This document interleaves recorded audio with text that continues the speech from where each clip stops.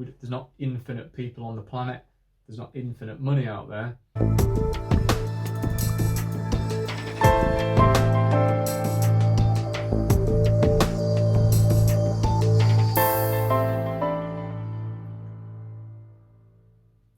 Hey everybody, welcome back to the channel. Thanks for watching, well, hopefully you watched previous videos. If not, and you're a new person, yeah, welcome. If you like finance, economics, tech, maybe a bit of psychology as well, this is the place for you on YouTube. And without further ado, we'll kick off. I want to talk today about what I believe is called the bigger fool theory. So this is the idea in normally in stock markets and trading where the price of an asset rises because people believe that the next person's going to pay more for it. Okay, so it's not necessarily based on any fundamentals, but it is based on, I guess, expected human behavior, which I think is where the psychology comes in. So before I get into it, I want to ask you something. Hit the like button, all right?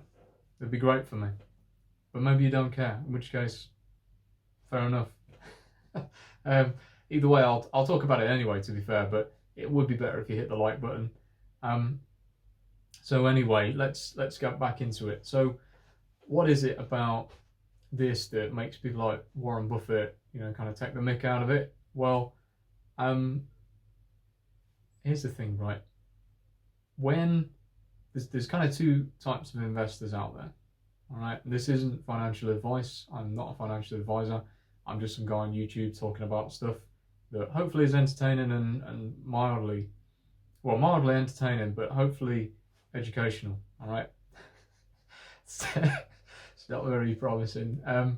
But anyway, right, let's look at this seriously. So when people trade on the stock market, there's for a couple of there's one reason, okay? Make money, right? And you can make money through many ways. I've got a whole video on how short selling works, where you can actually make money from the price of an asset falling if you can predict it, okay? Which is pretty morally, it's a bit odd to me, but regardless, it is an option, and it allows people to, as I say, make a profit from the market going both ways. I think we'll keep on the easy part, which is, I think we all understand, if you buy a stock at one price and the price rises and you sell it, you've made money, right? You've made money, right? So given that, there's a couple of ways this can happen, right? And I think actually both of them, and this is just my opinion, there'll probably be plenty of people not happy with this, but I think all of it is actually driven by, in a sense, the bigger fool, right? Now, that doesn't mean that I think that value investing is nonsense, or fundamentals, or looking at, features. That's something I do personally, right? But even so, all of that, as I'll get into, I believe is just based on the notion that you still have to think that someone at some point in the future is going to pay more for that than you did, all right? You have to, okay? So let's start with the bigger fool. So this is normally something that gets equated with things like Bitcoin or Dogecoin, kind of these tech stocks that just the price to earnings ratio is absolutely wild. But the idea is, you're not buying it based on what it's actually worth. You're buying it because you think, or other people think, there's loads of hype, and people are just buying it because they think they can sell it for more.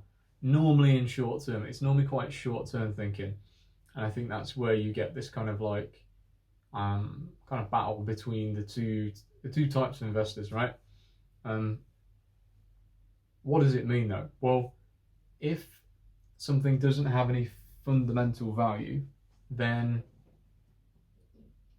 why would anyone pay more for it, right? Why would they?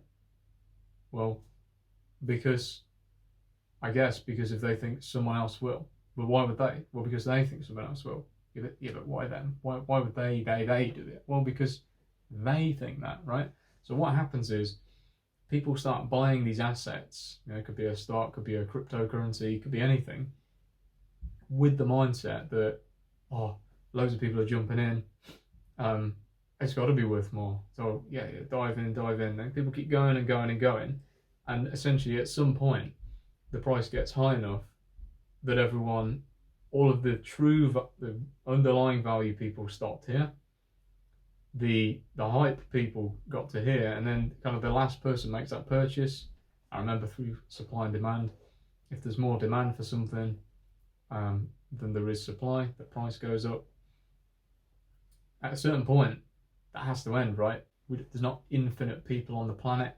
There's not infinite money out there, and even if realistically, not every person on the planet is going to put absolutely everything they own into any one asset, right? That's never going to happen. So at a certain point, it stops.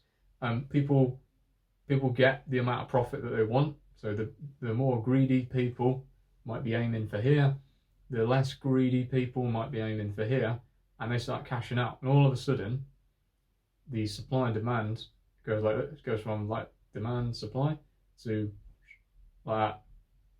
And at that point, it sometimes crashes. So that's why you hear people like Warren Buffett and other value investors really kind of being a bit down on that, because, and I see why, because it makes the game, for me anyway, it makes it kind of unfair, because really, I don't know whether this is just morals or like what, I don't even know what this is, but let me put it to you.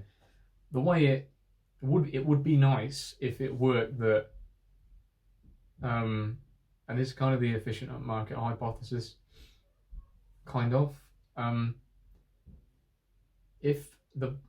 we would want a world, right? The ideal world would be the price of an asset represents exactly what it is really worth, right? But then we get the big problem. What is it really worth, right? Now, this comes into different people's kind of opinions on kind of how long you're willing to wait, right? So if we bring this back to like a lemonade stand, this is where I always go. So if you had two people there and you said, okay, hi, I've got a lemonade stand. My lemonade stand makes £20 a year. I'd like to sell it for £100. Okay, is that £20 profit? Yes, it is. Okay, so what you know is ignore inflation and all that stuff, because that's going to complicate it. But after about 5 years, you've got your money back from the profits, and you've still got the lemonade stand. So that's the dream, right? Is that you're going to get your money back and the asset, right? So essentially, you'd have, in terms of like balance, you've kind of got it for free. Okay, so 5 years, right? Maybe that's what you want. Maybe the next guy comes along and goes, I'll pay 200 for that. Oh, okay. So £20 a year profit, £200. That's 10 years. That person there's willing to wait to get their money back. Okay. What about the next guy? Oh, I'll pay 400. 20 years. Now, companies do grow, but they also can shrink, right, in the money they make. So, where's this going? Well, my core point is that I believe that underneath all of this stuff, right, even with the best analysis, like I think the way Warren Buffett does it is he looks at the fundamentals, he looks at the assets, the income statements, and he discounts it against inflation, and he basically works out that maths I just did there, where how much money am I willing to pay to get $1, or moreover, how many years am I willing to wait to kind of get my money back, right? Both of those things are the same, right? Some people will pay £20 $1, some people want to pay £5, and that's how we do it, right? And when you aggregate all of those different people, the guy who wanted to pay 100, the guy who wanted to pay 4, to the £50 guy, right, who wants his money back in 2.5 years, all of that stuff aggregates and gives you the stock price. But what's interesting is as you could see, everybody's got their own way of determining the value, right?